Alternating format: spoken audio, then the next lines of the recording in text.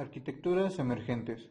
Como se conoce actualmente, las arquitecturas de computadoras son el diseño conceptual y la estructura operacional fundamental de un sistema, es decir, es un modelo y una descripción funcional de los requerimientos y las implementaciones de diseño para varias partes de una computadora, con especial interés en la forma en la que la unidad central de proceso trabaja internamente y accede a las direcciones de memoria. Existen dos tipos importantes de arquitecturas de computadoras, que entre los cuales se encuentran las arquitecturas tradicionales y las arquitecturas emergentes. En esta ocasión se hablará de las arquitecturas emergentes de un procesador. Esta se define tanto sus características y el modelo en que está programado. La arquitectura emergente especifica únicamente la manera en que se ejecutan las instrucciones dadas por el procesador, el número y la organización de los registros de datos, es decir, las áreas de almacenamiento para datos durante la ejecución de la operación, y la configuración de los terminales de entrada y salida, es decir, los canales físicos a través de los cuales los datos son transferidos desde una parte de la computadora a otra. Cuando la arquitectura ya está definida, todas las características del procesador quedan fijadas, lo que conduce a definir el lenguaje de programación que corresponde a dicha arquitectura. En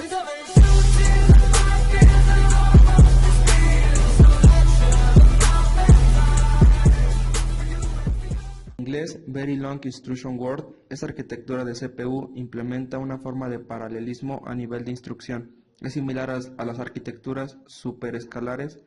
Ambas usan unidades funcionales, por ejemplo, varias ALUs, varios multiplicadores, etc. Para lograr ese paralelismo, los procesadores con arquitecturas se caracterizan, como su nombre lo indica, por tener juegos de instrucciones muy simples en cuanto a un número de instrucciones diferentes, pero muy grandes en cuanto al tamaño de cada instrucción.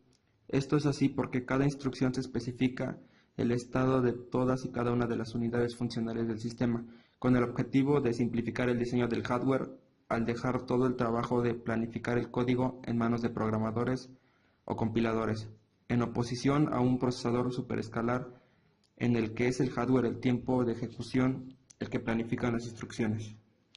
Antecedentes históricos. El concepto de arquitectura BLIW y el término fueron inventados por Josh Fisher en su grupo de investigación de la Universidad de Yale a principios de la década de 1980. Su desarrollo original de la programación de trazas como un método de compilación para BLIW se desarrolló cuando era un estudiante graduado de la Universidad de Nueva York.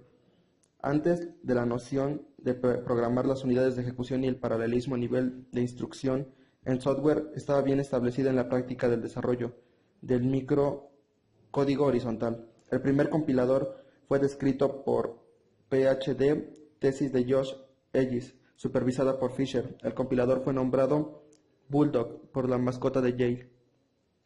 Procederemos con las características de Very Long Instruction Word.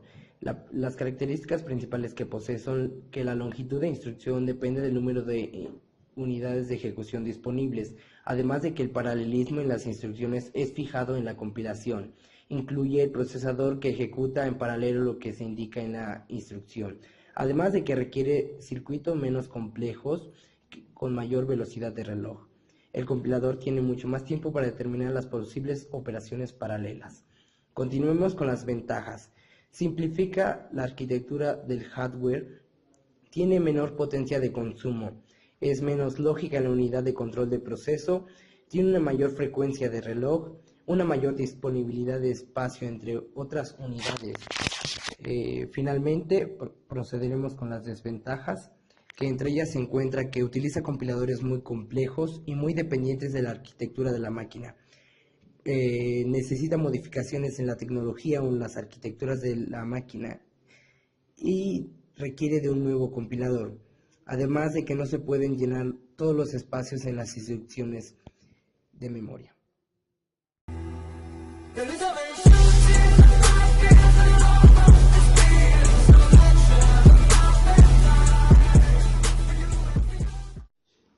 EPIC es un conjunto de instrucciones de microprocesadores de 64 bits definido y diseñado conjuntamente por HP e Intel, que proporciona hasta 128 registros de unidades de punto flotante y generales, y utiliza carga especulativa, predicación, paralelismo explícito para lograr tarea informática. En comparación, las arquitecturas actuales de microprocesadores CISC y RISC de 32 bits dependen de registros de 32 bits, predicción de bifurcación, latencia de memoria y paralelismo implícito, que consideran un enfoque menos eficiente en el diseño microarquitectura.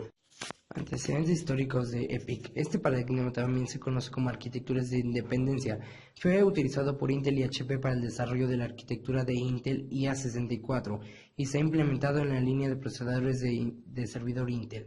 El objetivo de EPIC era aumentar la capacidad de los microprocesadores para ejecutar instrucciones de software en paralelo, mediante el uso del compilador en lugar de una compleja circuitera en cápsula, para identificar y aprovechar las oportunidades para la ejecución en paralelo. La primera microarquitectura de CPU de 64 bits de Intel se basa en EPIC. La primera implementación de ETIL esperada durante mucho tiempo y conocida como Merced fue bautizada con el nombre de la marca Itanium en octubre de 1999, que era utilizada para las versiones de sistemas operativos existentes como HP Unix, Windows de 64 bits y Linux. Vamos a ver las características de la arquitectura EPIC. Las características de la arquitectura EPIC es paralelismo explícito, predicación completa de instrucciones, banco de registros rotativo, palabras de instrucción muy largas que pueden codificar grupos de instrucciones no paralelas, poseen especulación, compatibilidad con programas IA32, Pentium 2. Ahora continuamos con las ventajas de una arquitectura EPIC. Ventajas de una arquitectura EPIC: reduce el tamaño del código. El mismo código se puede ejecutar en diferentes implementaciones del procesador. Tiene diferentes números de unidades funcionales. Y finalmente vamos a ver las desventajas. No puede gestionar los fallos del cache y se implica de manera flexible. Requiere una más compleja unidad de codificación y necesita un despacho de BLIW.